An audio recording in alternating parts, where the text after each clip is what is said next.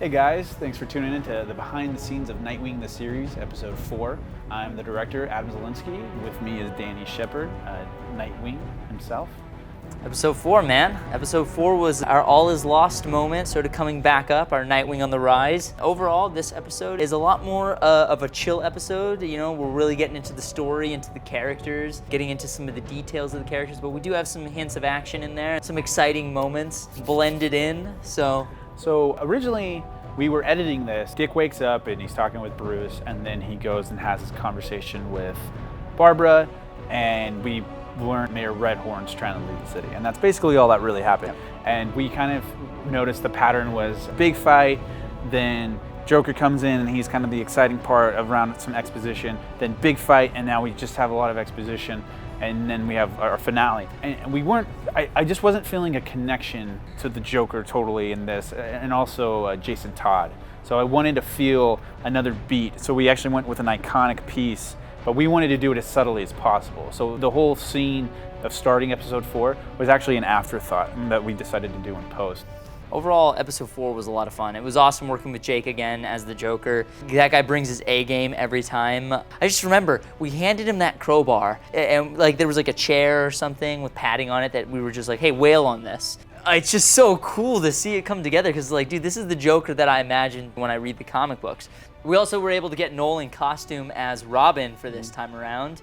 And that was really cool because we didn't think we were gonna have this scene in this season if we have a season 2, but we didn't think that we would have that scene in this. Adam was just like, yeah, we gotta add something there. We need a cushion there because we're just like, we start the episode just with, you know, Nightwing waking up. We need that exciting moment to draw us in. And he was absolutely right because adding the Joker scene in there is just like creates all this extra emotion, excitement. And Noel just, I think he really sold it, really brought his A game when he was getting the crud beat out of him. He was screaming and he was gurgling and making all these strange noises. And he looked the part too. Yeah.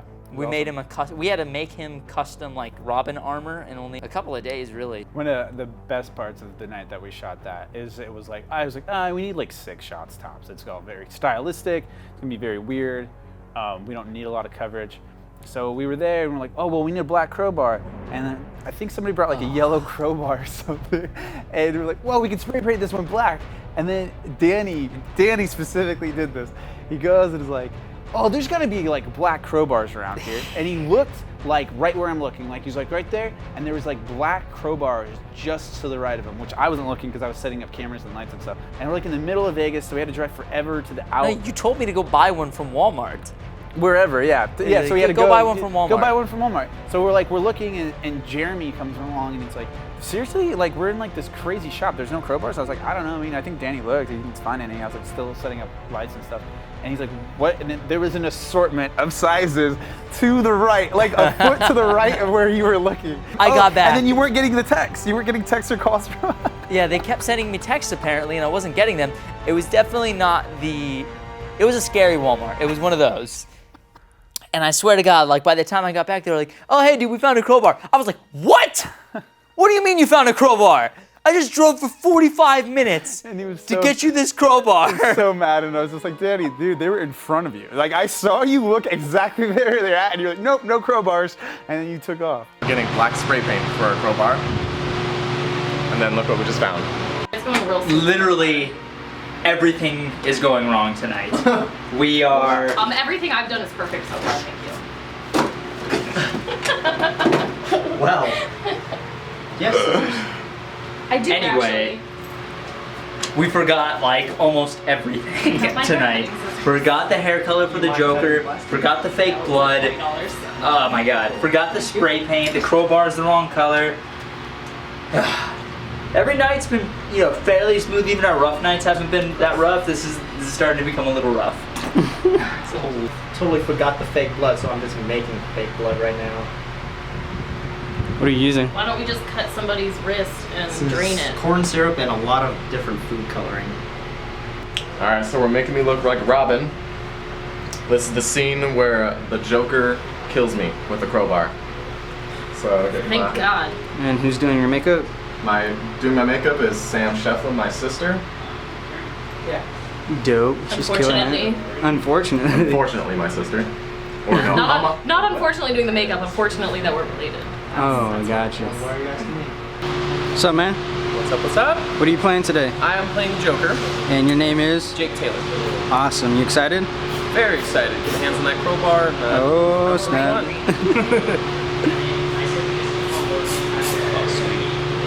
That's all sorts of things. That is. So who are you? You're like Robin, but you turned bad. Okay, so Dick Grayson is the original Robin, right? And he quits because essentially Batman is an asshole.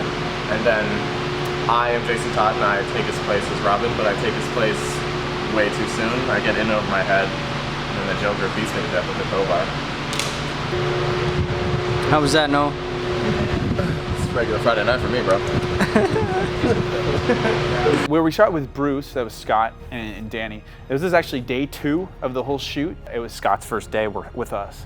No, Scott's It was second day. Scott, First so day it's, was but the- this was Scott's last day though too. Yeah. This was just the first 2 days of production. This is our day 2, and we were just holed up in Noel's house actually, who plays Jason Todd. It was a little bit more chill, and we were just doing that. So it was a lot of fun just kind of playing with these two because they were kind of carrying a lot of emotion going on in the subtext of the comics, even more so than what's in the episodes. But it's kind of a history because everybody knows Batman and Robin, so it's kind of like what they're saying. I think generally as an audience, they fill in the blanks of that, Yeah. at least most of them. So.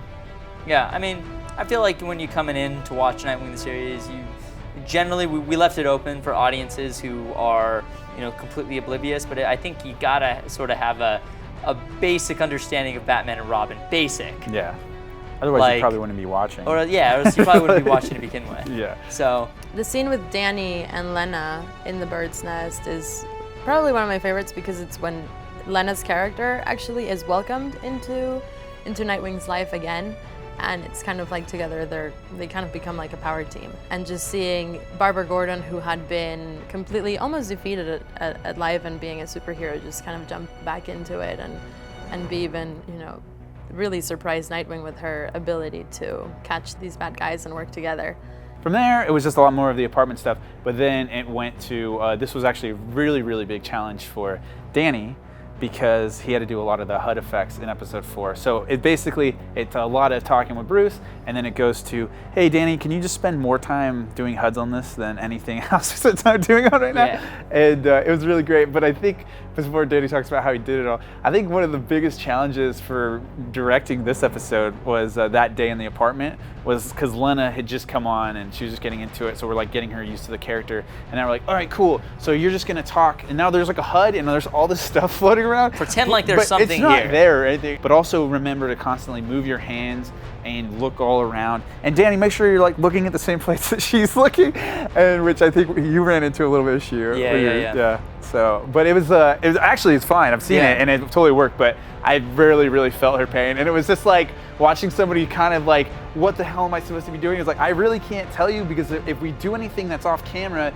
it's too far away that the eye line doesn't match. So it was almost like it's better off if you guys just kind of look in the general same place, and we'll hopefully make it work later because like any of our fixes weren't really fixes. So yeah, I spent more time on visual effects for episode 4 than I did for any other episode because first off, I don't know if you're familiar with visual effects or even using like After Effects or editing software.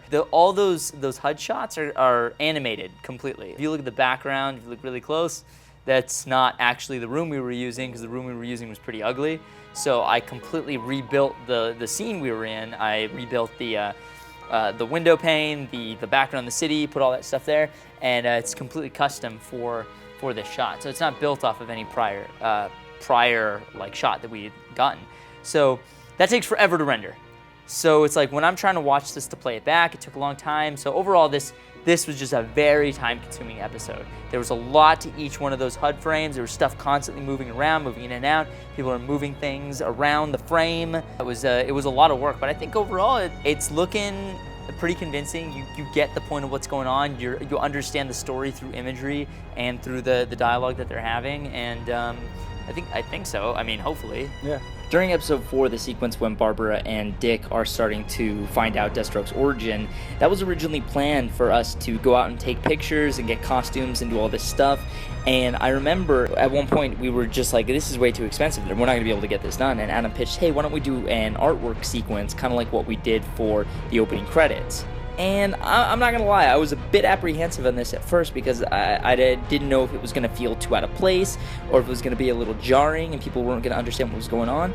But after seeing it executed, all that went straight out the window, and I thought it actually blended perfectly and feels actually very natural and tells a story in a way that we couldn't with just live action photographs and stuff like that.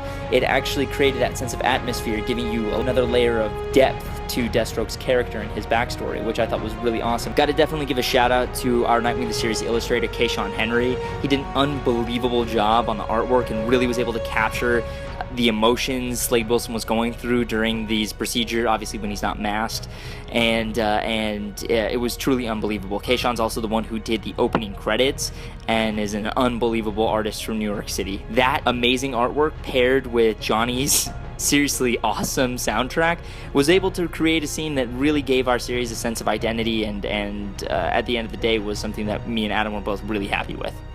We have some stuff with Joe and Steven playing Redhorn and Wintergreen in the limo. That was actually shot right before the first alley scene in episode 1. So we actually took that into a green screen studio, so that car wasn't moving at all. That was just a static car with green screen in front of Steven. And it looks great. Like if you watch it, you're like, it looks like they're moving in traffic. There was like 7 people doing stuff all around that car to make that effect. And I'm like, dude, that totally works. It made me rethink of how you can actually shoot moving in a car in the dark at night, at least that was. So. And then we go to doing the green screen stuff with Michael Tussaus came and shot that in the same green screen studio actually that we shot the car in. Yep. And it was just a few of us, and we're just basically in a wheelchair. I wheeled Michael around Danny, kind of like a C around him on the green screen. And the whole time I'm like, I hope this works, Danny, because I don't know who the hell was doing the effects.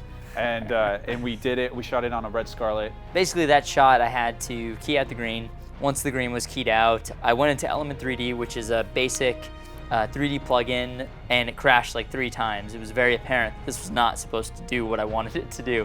Overall, yeah, that effect was tough, but it was definitely a learning experience. I learned a lot of good stuff from there. So, and also that effect was so cool and done so well that we actually changed the edit. Yeah, we did. Yeah. It was him falling off the building, and then it cut to him on the motorcycle, and he was chasing down the limo. So we kind of had a logic issue with ourselves with that, anyways. So then when we saw the shot, we were like, oh, this is such a better way just to end the episode with him going down, because it's like in my opinion, one of the top coolest shots of the whole series.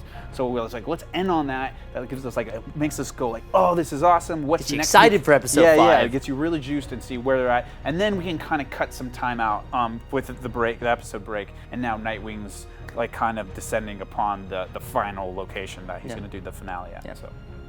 So hopefully you guys enjoyed learning a little bit more about episode 4 behind the scenes.